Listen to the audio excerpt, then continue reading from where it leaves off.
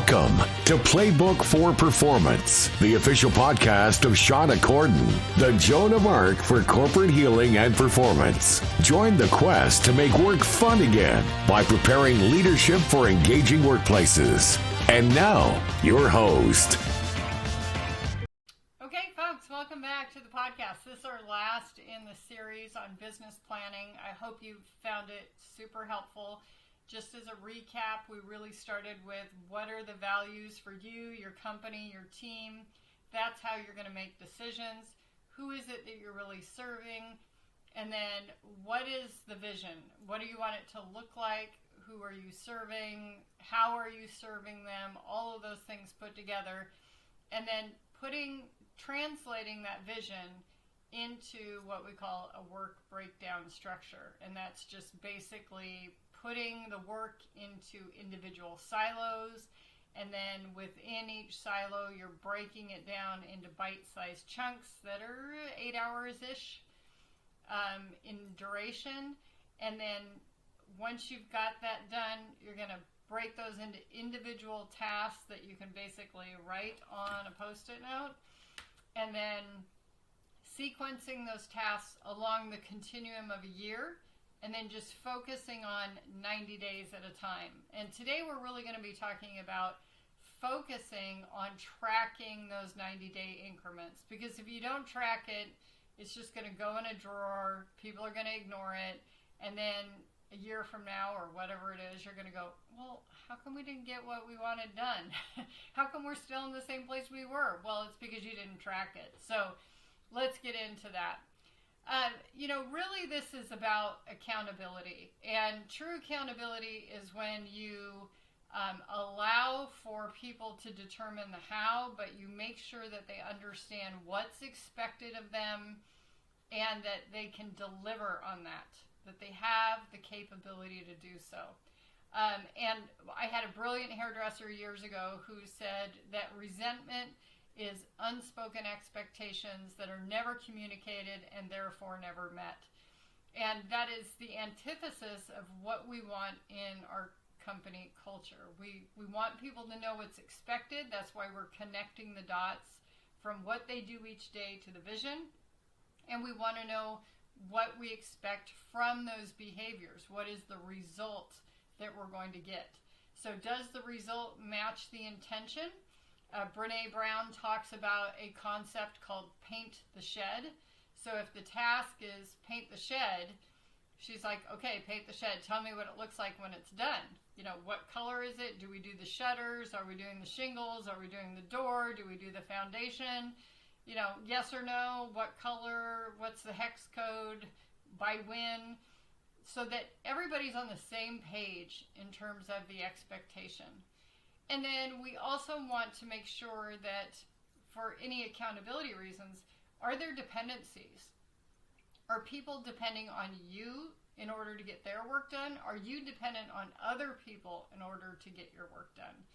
All of that is really important to make sure that we capture and reveal in the tracking process. So when it comes down to tracking, we really want to track what was the objective, what was the intended outcome, what are the behaviors that you're going to complete to achieve that intended outcome. So we're talking about verbs here. So some examples might be that you're going to eat 500 less calories. You're going to make 10 cold calls. You're going to drive 300 miles. Last episode, we were talking about driving the distance from Central Oregon to Dallas and how many miles that is, and what if you divided that into 4, and if you took that quarter of the journey and you broke it down into 12 weeks, how many miles is that per day? And what's really important about all this is that you're able to measure it. So, as I said, everything was numbers before. 500 calories, 10 cold calls, 300 miles. Dates are acceptable measures. So be sure you understand that. I'm going to do this by June 1st. I'm going to complete this by September 1st, all of that. All of you are probably really familiar with SMART goals. Specific, measurable, attainable, realistic, timely.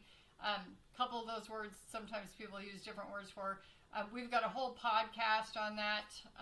We'll link that in the show notes below. But the other thing to consider is also hard goals. And I think it's a Harvard Business Review talking about, is it heartfelt?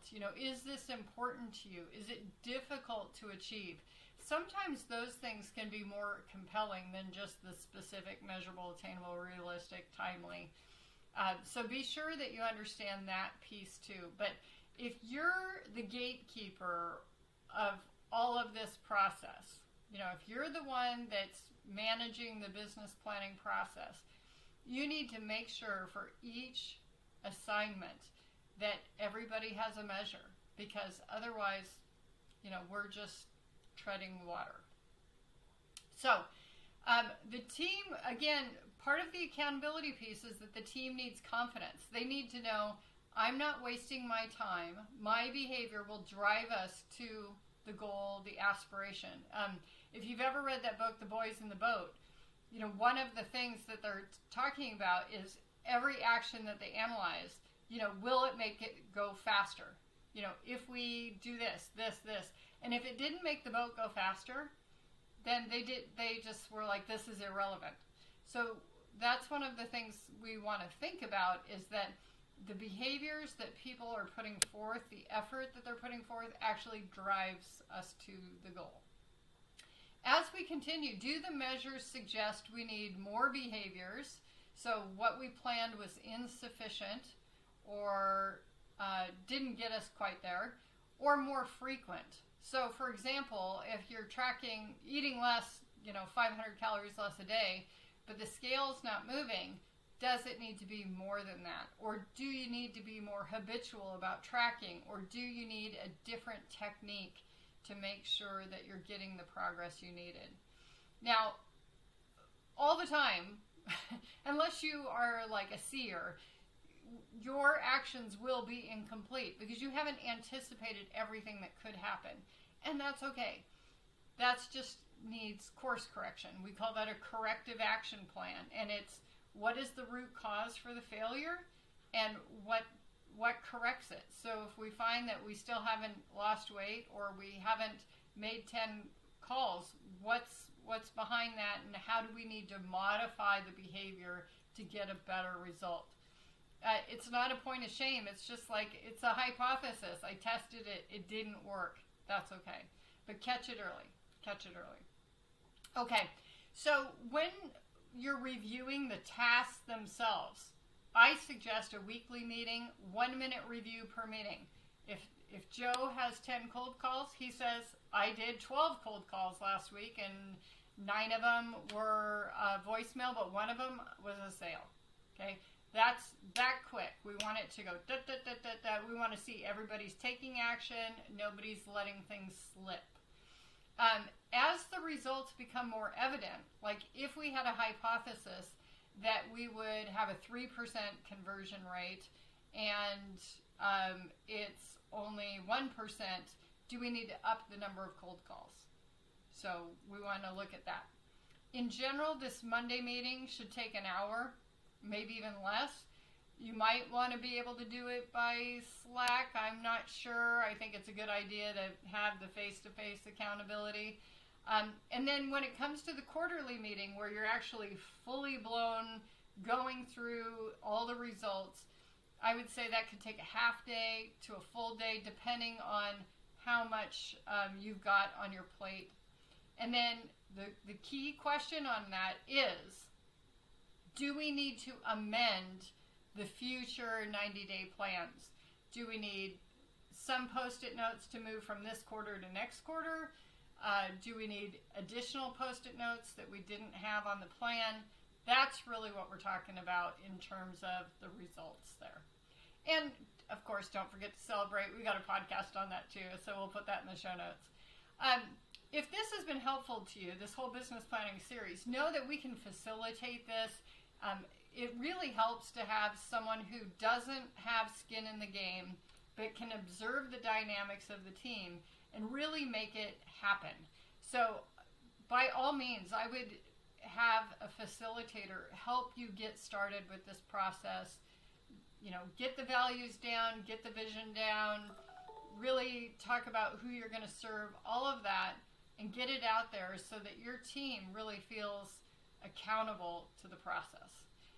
Don't forget, I'm going to be at SHRM in a few days here, speaking in Las Vegas, and then I'll be at Converge in August, and I would love to meet you. If you're going to be there, drop a note, and we can see if we can meet up.